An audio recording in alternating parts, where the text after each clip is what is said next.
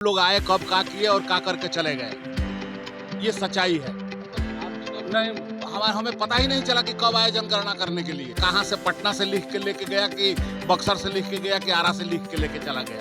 ये बिल्कुल गंदी राजनीति की जा रही है बिहार में, चाहे वो तेजस्वी जी की सरकार हो, चाहे हमारे नीतीश चाचा जी की सरकार हो। मैं से आ रहा हूँ और आज तक लालू को मैंने वोट नहीं दिया, मैंने जांच को वोट नहीं दिया। देश इस समय एक अलग मूड में है। वजह यह है कि जब से बिहार ने जातीय जनगणना की है, उसके बाद से हरेक वर्ग, हरेक समाज की अलग अलग विचारधारा बनती जा रही है। यानी कि राजनीति एक तरह से कहा जाए तो जातीय पेंच में फंसकर अलग अलग सोच के साथ आगे बढ़ती है।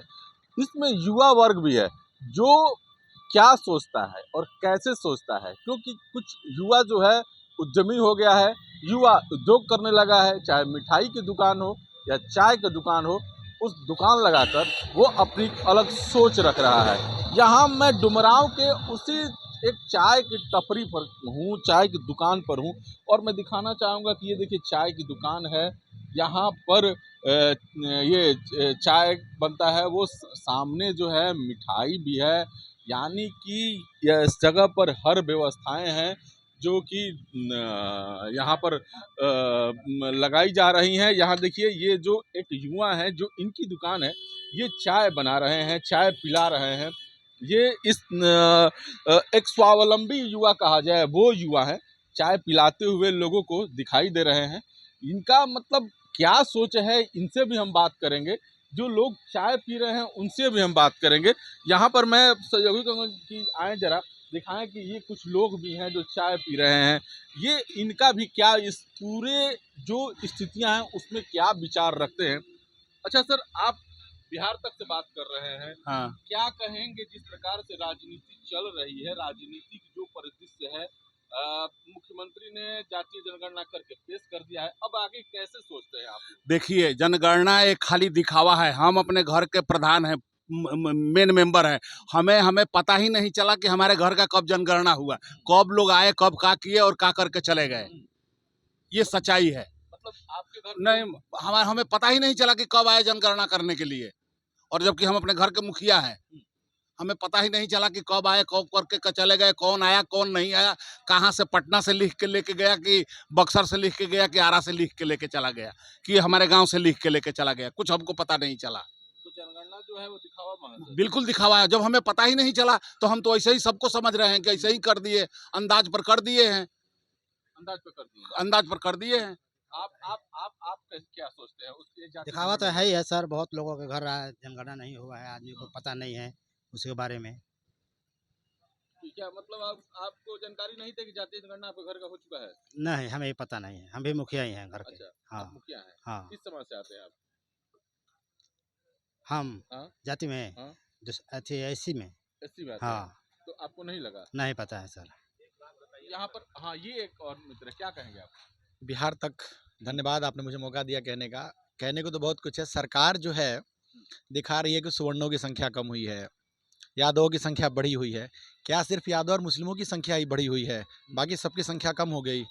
सीधा स्पष्ट तौर पे ये बात समझ में आ रही है सर कि ये बिल्कुल गंदी राजनीति की जा रही है बिहार में, चाहे वो तेजस्वी जी की सरकार हो, चाहे हमारे नीतीश चाचा जी की सरकार हो या बीजेपी की सरकार हो। मैं किसी का समर्थन नहीं कर रहा हूँ, मैं किसी भी पार्टी के पक्ष से नहीं बोल रहा हूँ। बीजेपी, कल मैं देख रहा था न्यूज़, बीजेपी दिखा रही है हिंदू और मुस्लिम के बीच की, पूरा हिंदू एक साथ रहे। और बिहार में क्या किया जा रहा है, बिहार की जो सरकार ने जातिगत जनगणना की है, हिंदू को जातियों में बांट के दिखा रही है कि सवर्ण इतने हैं, मुसलमान इतने हैं। हिंदू का तो नाम ही नहीं ले रही है वो। अगर इस तरह से बांटा जाए तो मुसलमानों को भी तब कैटेगरी में बांटिए, मुसलमानों को भी खाना अलग कीजिए, कुरैशी अलग कीजिए, दृश्य अलग कीजिए, तब ना आपकी जाति की जनगणना हुई। जाति हुई कहाँ? क्या सिर्फ हिंदू जाति में बटे हैं, मुसलमान की जातियाँ नहीं हैं? क्या सिर्फ आपने डायरेक्ट मुसलमान को दिखाया कि 17% मुसलमान है और हिंदू कोई 3%, कोई 3.5%, कोई 1%, कोई 2.5%?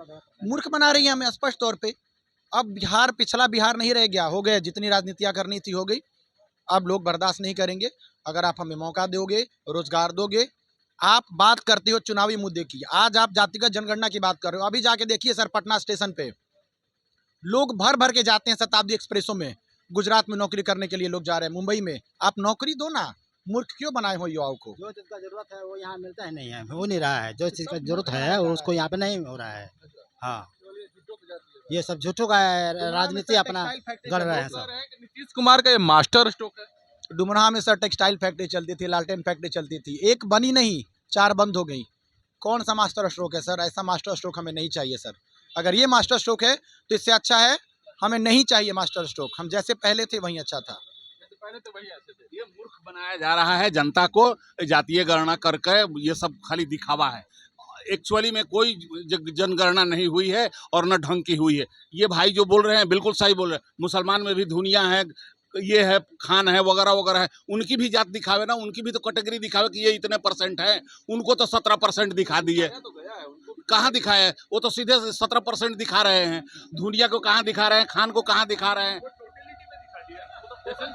टोटलिटी में दिखाने का मतलब है, जैसे हिंदुओं में यादवों को अलग कर दिया, ठाकुरों को अलग कर दिया, ब्राह्मणों को अलग कर दिया, वैसे लेकिन जैसे ये मोमडन्स वगैरह रहते हैं, मोमडन भी तो कैटेगराइज होते हैं ना।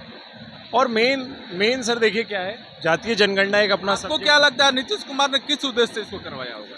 देखिए सर, नीतीश कुमार जी जो कर रहे हैं अपनी जगह गलत नहीं है, सही कर रहे हैं। वो देखना चाहते हैं बिहार में जातियों का वोट परसेंटेज कहाँ कितना है, जो नीचे की जातियाँ हैं, जो पिछड़ी जातियाँ हैं, जिन तक गवर्नमेंट की योजनाएं नहीं पहुंची है वो उन तक पहुंचे। ये अच्छा सब्जेक्ट है बशर्ते। लेकिन सर गवर्नमेंट में आने से पहले जो आदमी पॉइंट लेके आते हैं ना, ये डेवलपमेंट को लेके, इंफ्रास्ट्रक्चर को लेके, बेरोजगारी को लेके, ये सब शुरू के 6 महीने तक रहता है। 6 महीने के बाद गवर्नमेंट अपने इन एजेंडे से हटके एक अपना इंडिविजुअल जो आगे का 4.5 साल है उसके लिए एक अलग से एजेंडा तैयार कर देती है। ये चीज़ गलत है सर। इस वक्त बिहार जो है सर, वो एक स्थायी सरकार खोज रहा है, एक डेवलपमेंट वाली सरकार खोज रहा है। और जितना भी इंफ्रास्ट्रक्चर बिल्ड होगा वो आने वाले युवाओं के लिए एक अच्छा होगा। जब तक सर हमारी मानसिकताएं नहीं बदलेगी, जाति से जब तक ऊपर नहीं उठेंगे, चाहे कोई भी पार्टी हो, अपनी राजनीतिक रोटियां सेकेंगी और हमारे जैसे लोग बेवकूफ़ बने रहेंगे कि हम यादव जी हैं तो यादव जी को वोट देंगे, स्वर्ण को वोट देंगे हम। ये सर के हिसाब से कभी होना नहीं चाहिए सर, चाहे SC हो। के हिसाब से तो होगा ना। नहीं देखिए सर, हम ये कह रहे हैं तो कह रहे हैं कि जिसकी जितनी संख्या भारी उसकी उतनी हिस्सेदारी। नहीं सर, ये गलत है। हमारी उम्र 66 साल की हो गई। मैं यादव समाज से आ रहा हूँ और आज तक लालू को मैंने वोट नहीं दिया। मैंने जात को वोट नहीं दिया। मैं पार्टी बेसिस पर वोट देता हूँ। कोई ये जात से मतलब नहीं है। ऐसा नहीं है कि हम यादव है तो हम लालू को देंगे। हम अंधे नहीं है कि लालू को दे देंगे और तेजस्वी को दे देंगे, ऐसा कुछ नहीं है। जो बातें कह रहे हैं सर, इस बात को मैं मानता हूँ, लेकिन ये भी आप जानते हैं ना, वही लालू यादव स्टेज पे खड़ा होकर कहते थे भूरा बाल साफ, सीधे MY समीकरण चलता था सर। ये क्या दिखाया गया? यहाँ जो जातिगत रणनीति हुई है, MY समीकरण दिखाया गया है ना, मुस्लिम और यादव को दिखाया गया, सबसे ज्यादा की संख्या बढ़ी है। क्या और किसी की संख्या नहीं बढ़ी है सर? ये कैसे हो सकता है सर कि सिर्फ मुस्लिम और सिर्फ यादव की संख्या बढ़ी है? लोग बेवकूफ है सर, लोग सब समझ रहे हैं, समझदार है लोग। ये ढंग से नहीं हुआ है, ढंग से नहीं हुआ। प्रधान घर का जो है उनको पता ही नहीं है और पता चला कि उनके घर की जनगणना हो गई।